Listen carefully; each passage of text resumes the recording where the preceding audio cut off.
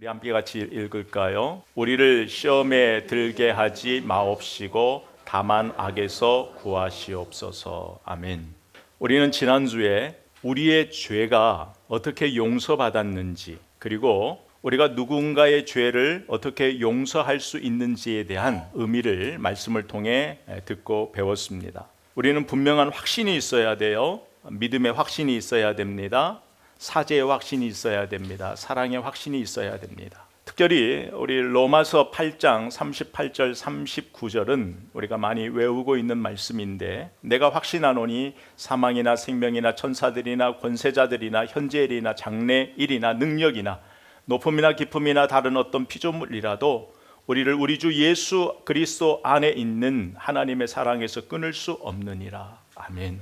이 확신이 우리 안에 있어야 돼요. 사단은 결코 우리를 정죄할 수 없어요. 그렇다고 해서 우리가 사단의 존재, 죄의 문제를 우리는 무시해서도 안 돼요. 가볍게 여겨서는 안 돼요. 하나님이 이미 승리하신 싸움이지만 이 세상은 하나님께서 사단의 권세를 허용하신 것이 이 세상이에요. 그래서 사단은 하나님 나라의 백성을 어떻게 하든지 공격하기 위하여서 저와 여러분의 빈틈을 노릴 거예요. 여러분, 사단과 하나님 나라의 백성에게는 휘전이 없어요. 타협이 없어요. 끊임없이 우리를 공격하려고 해요. 그래서 오늘 말씀은 어떻게 그 영적 싸움, 그 사단의 공격을 우리가 어떻게 이해할 것인가, 그리고 우리 안에 있는 그 영적 싸움을 우리가 어떻게 준비해야 되는가, 이길 수 있는가의 말씀이고 기도예요. 그래서 오늘 말씀은 본문을 이해하는 게 참 중요해요. 그래서 우리가 첫 번째로 볼 것은 시험에 들지 않게 하시고, 이 말씀의 의미예요. 이 말씀은 우리가 성경 공부가 아니니까 중요한 이해를 돕기 위한 핵심만 이야기하면, 성경에 나와 있는 이 시험은 문맥에 따라서 두 가지로 해석이 돼요. 여러분 이미 다 알고 있을 거예요. 하나는 시험, 시련이라는 거예요.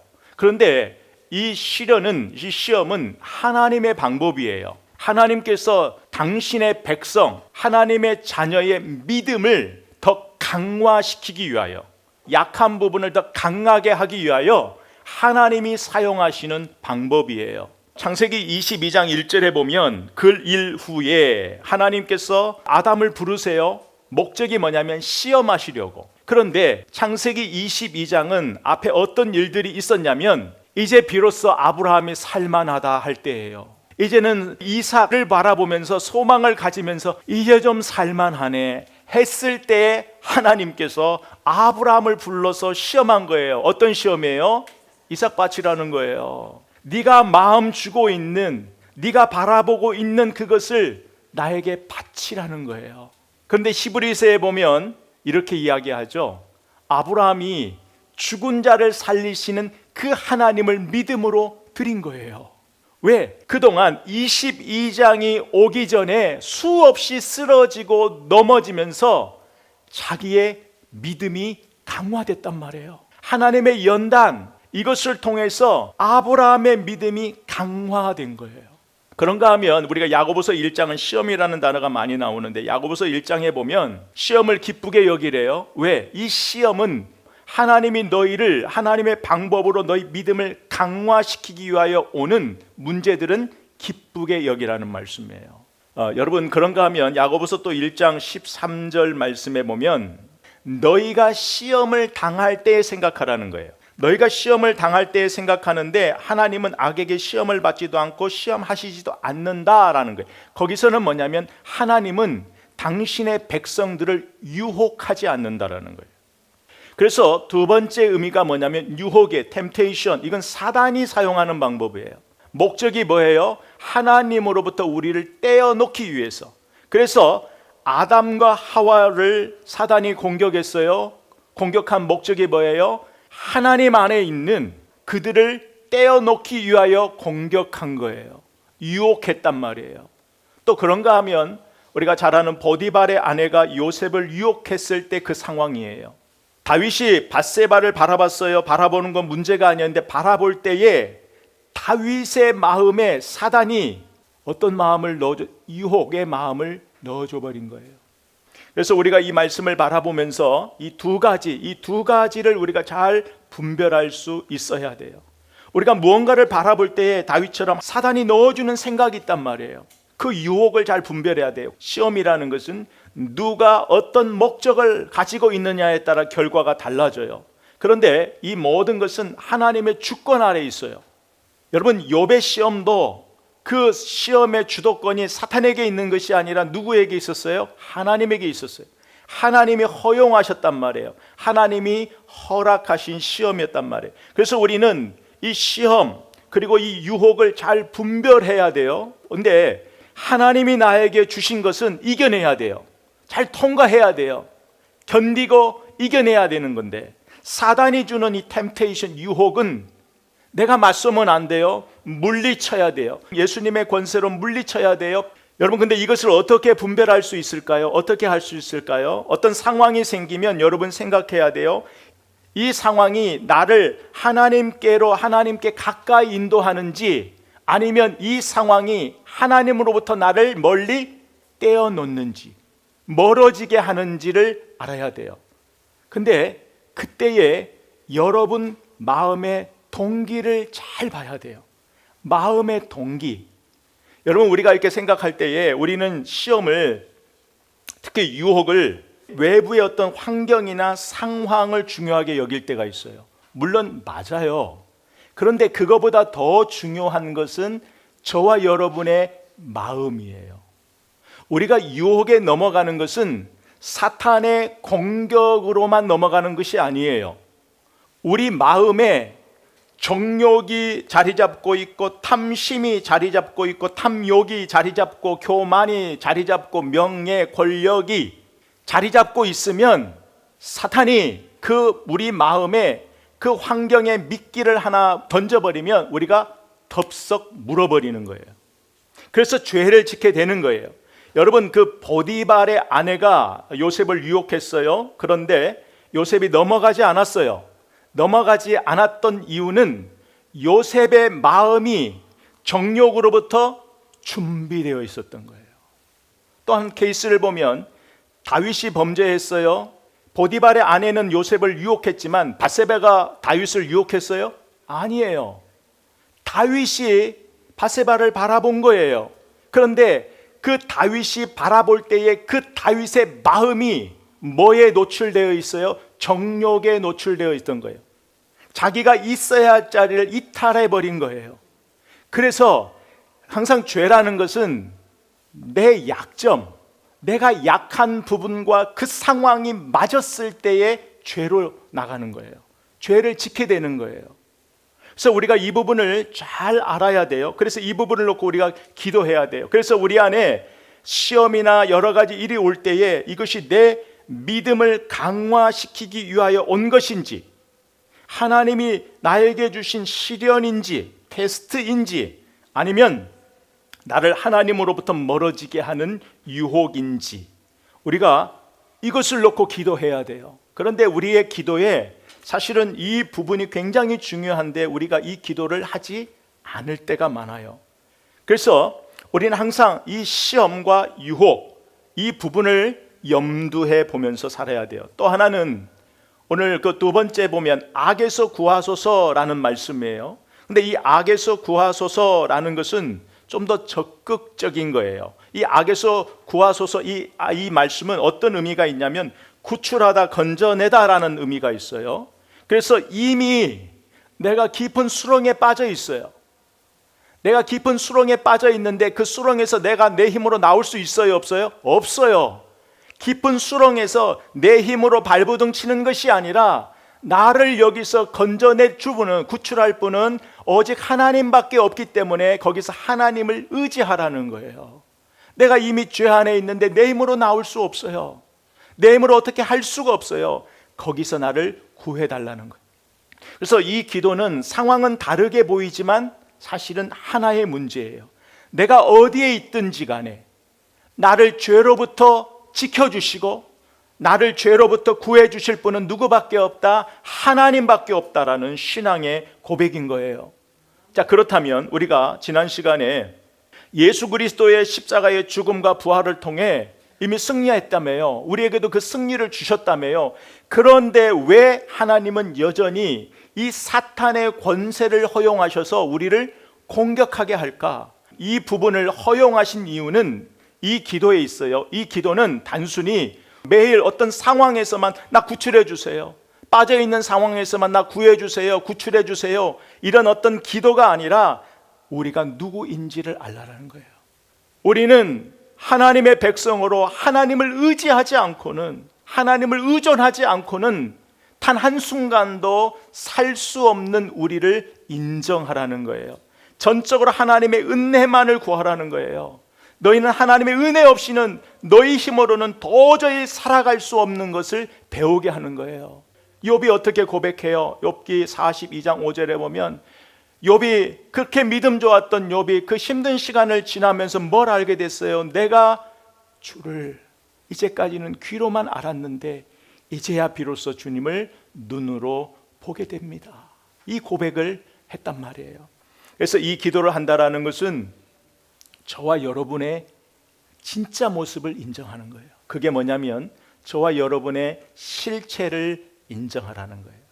나의 실체를 인정한다라는 것은 우리의 실체를 인정하라는 거예요. 이게 뭐냐? 신앙생활은 끊임없이 나는 아무것도 할 수 없습니다, 오직 내게 능력 주시는 자 안에서만 할 수 있습니다, 이것을 배우는 것이 신앙생활이에요.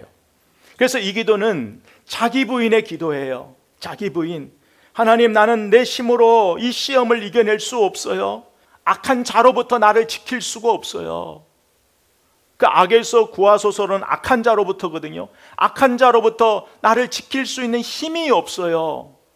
하나님이 주시는 시련도 그것이 아무리 선하지만 내 힘으로 이겨낼 수 없어요. 내 힘으로 통과할 수 없어요. 그리고 사단이 나를 유혹하는 그 시험도 내 힘으로 도저히 이겨낼 수가 없어요. 하나님만이 나를 도와주셔야 돼요 라는 거예요. 여러분, 그래서 우리가 아까 봤죠? 요셉이요, 보디발의 아내의 유혹을 물리친 건 아까 준비된 마음이라고 그랬어요. 근데 그 준비된 마음이 뭔가 열심히 자기가 뭔가를 준비한 것이 아니라, 그런 의미가 아니라 자기 부정이에요. 나는 내 힘으로 살아낼 수 없는 자기 실체를 요셉이 한 거예요. 여러분, 한번 생각해 볼까요? 형제에게 버림받았어요. 사랑하는 가족에게 버림받아서 타국의 종으로 팔려갔다고요. 그 어린 나이에. 여러분 생각 한번 해봐요. 그러면 삶을 놓고 싶을 때가 있을 거예요. 삶을 포기하고 싶을 거예요. 막 살고 싶을 거예요. 그때에 보디발의 아내가 유혹하면 삶을 놓고 싶고 막 살고 싶지 않겠어요? 여러분, 버림받았다고, 사랑하는 자들로부터 버림받았다고 얼마나 막 살고 싶겠어요? 삶을 놓고 싶겠어요? 그런데 그 와중에서 요셉이 하나님을 붙들었어요.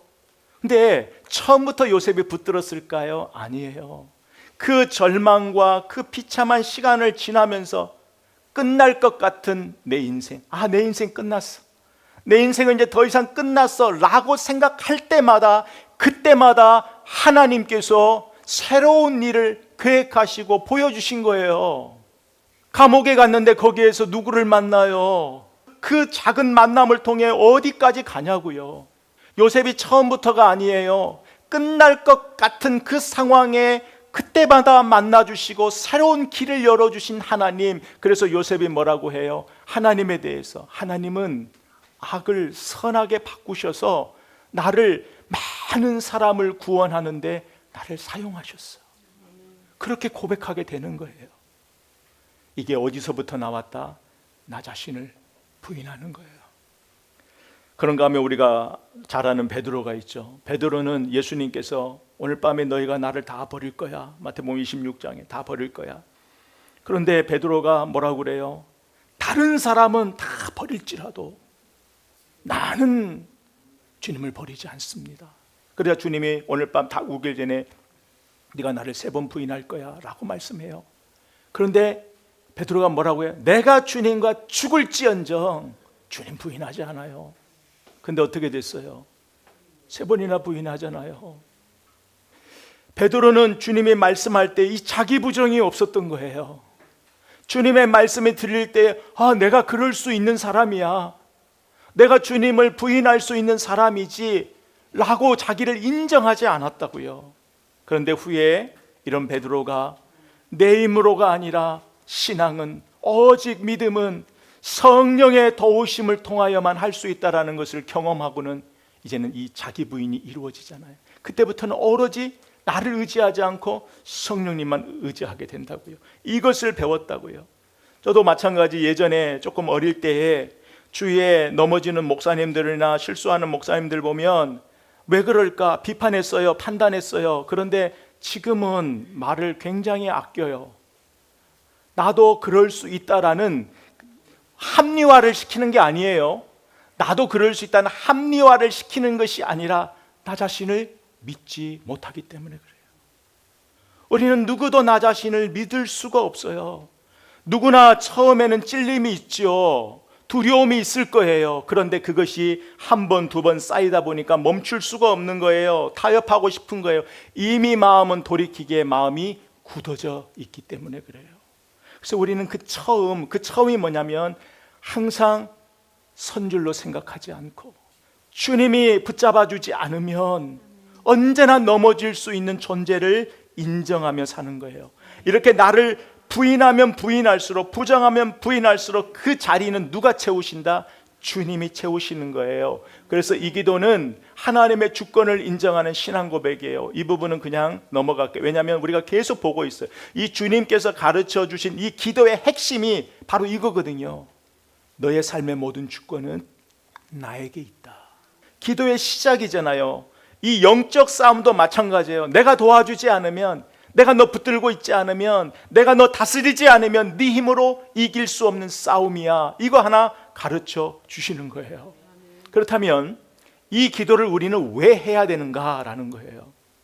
이 기도는 저와 여러분 우리를 지키는 방패이기 때문에 그래요. 여러분, 사단의 공격은 우리가 피할 수 없어요. 어디서 어떻게 날아오는지 그 화살과 같아요.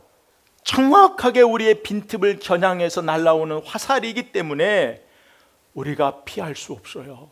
우리가 할 수 있는 것은 방패를 세우는 거예요. 그 화살을 막아주는, 어디에서 날아올지 모르는 그 화살을 대비해서 방패를 세우는 거예요. 그래서 이 기도를 하는 것은 내 앞에, 내 옆에, 내 위에, 내 주위에 방패를 세우는 거예요. 근데 이 방패는 언제 세워야 돼요? 화살이 날아오기 전에 세워야 돼요. 타이밍이 중요해요. 그래서 우리는 이 기도를 매일 해야 돼요.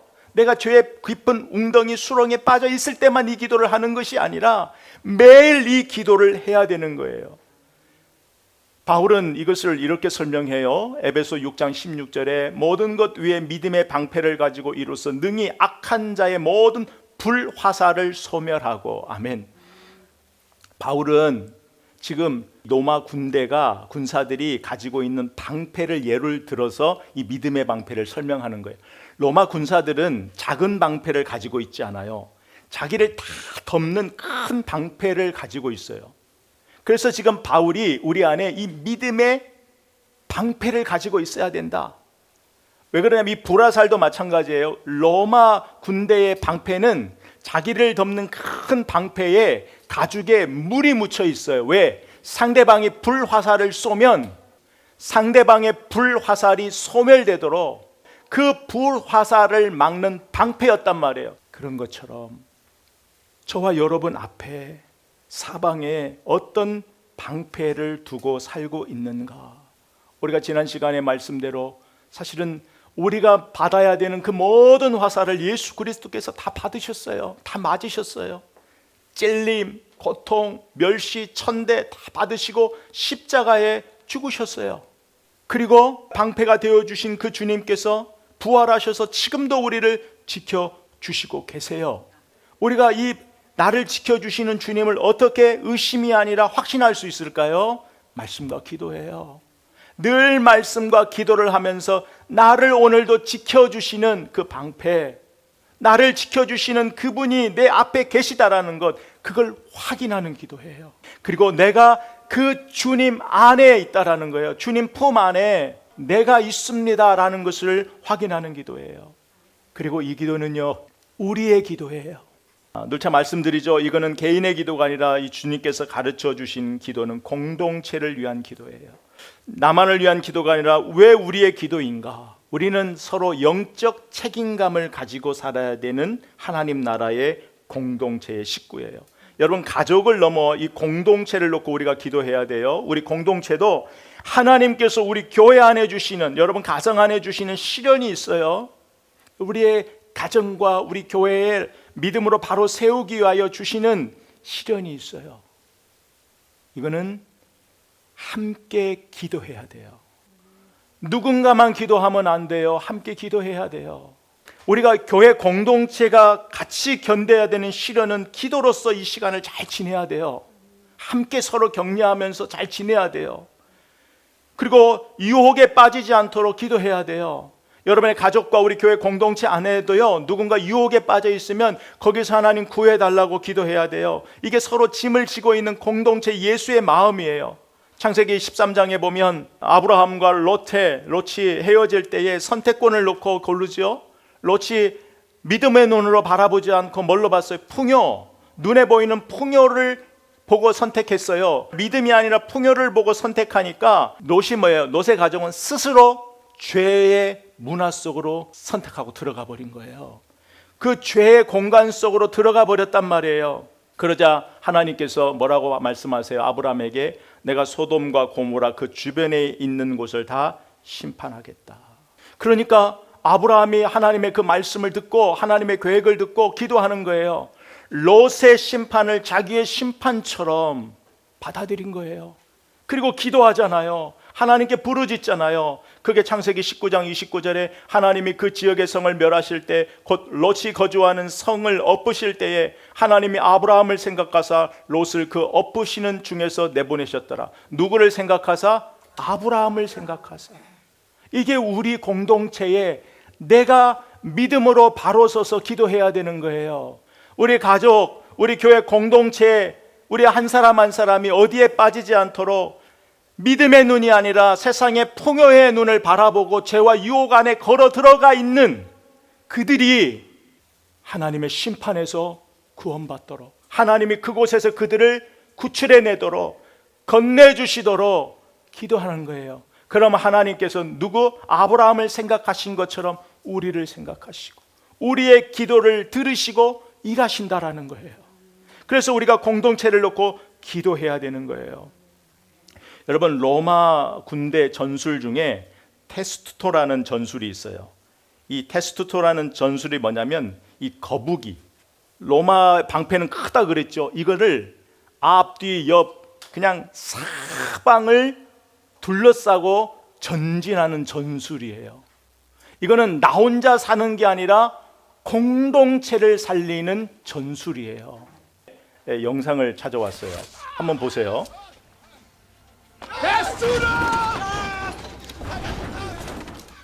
The testudo formation. This is one of the most famous Roman formations used in cinema, type of shield wall that covered not just the front ranks, but the tops of Roman legionaries as well, protecting them against missile fire, be it arrows, javelins, or rocks.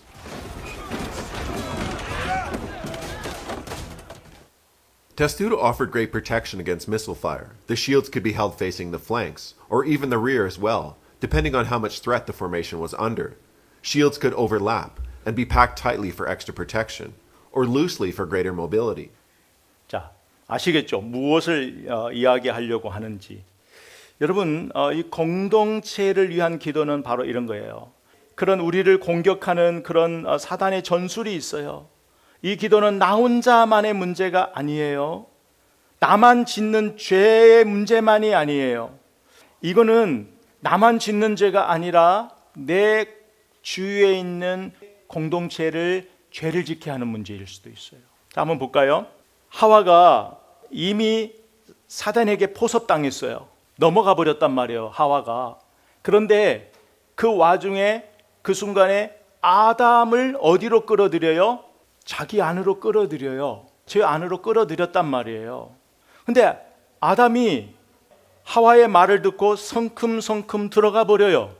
그런데 아담이 이미 포섭되어 있는 하와를 거기서부터 끄집어낼 수도 있었잖아요. 그런데 왜 같이 들어갔을까요? 아담의 마음에 이 믿음의 방패가 없었어요. 하나님의 말씀이 그 순간에 생각나지 않은 거예요. 여러분, 우리 똑같은 거예요. 우리가 내 주위에 있는 사람들을 죄가 있는 환경으로 같이 들어가게도 할 수 있고, 이미 포섭되어 있는 깊은 웅덩이에서 구출해 낼 수도 있어요. 누가? 우리가. 그래서 공동체가 중요한 거예요. 여러분의 기도가 중요한 거예요. 시간과 공간을 초월하여 역사하시는 그 하나님이 우리의 기도를 통하여 일하신단 말이에요. 그래서 왜 우리가 이 기도를 해야 되느냐? 나만 지키는 것이 아니라 우리 공동체를 지켜주는 기도예요. 우리 공동체를 지켜주는 것이, 우리 공동체를 지키는 것이 곧 나를 지키는 거예요. 또 하나는 예수님께서 사단에게 시험을 이기셨다. 마태복음 4장의 내용인데 이거는 여러분들이 잘 아시니까 제가 그냥 넘어갈게요. 우리가 오늘 말씀 속에서 우리가 한번 기억하자고요. 여러분이 거하는 가정, 교회 공동체, 직장, 어떤 조직, 어떤 모임, 여러분이 서 있는 모든 곳은 영적 싸움이 있는 현장이다라는 것을 인정해야 돼요. 우리 예수님께서 그런데 이미 승리하셨어요. 근데 아직 하나님의 주권 아래 사단의 권세가 허용됐다고 그랬어요. 근데 우리가 이것을 알면서 너무 우리가 믿음의 방패를 내려놓고 살 때가 많아요. 방심할 때가 많다고요. 적에게 노출되면서 살 때가 많이 있단 말이에요.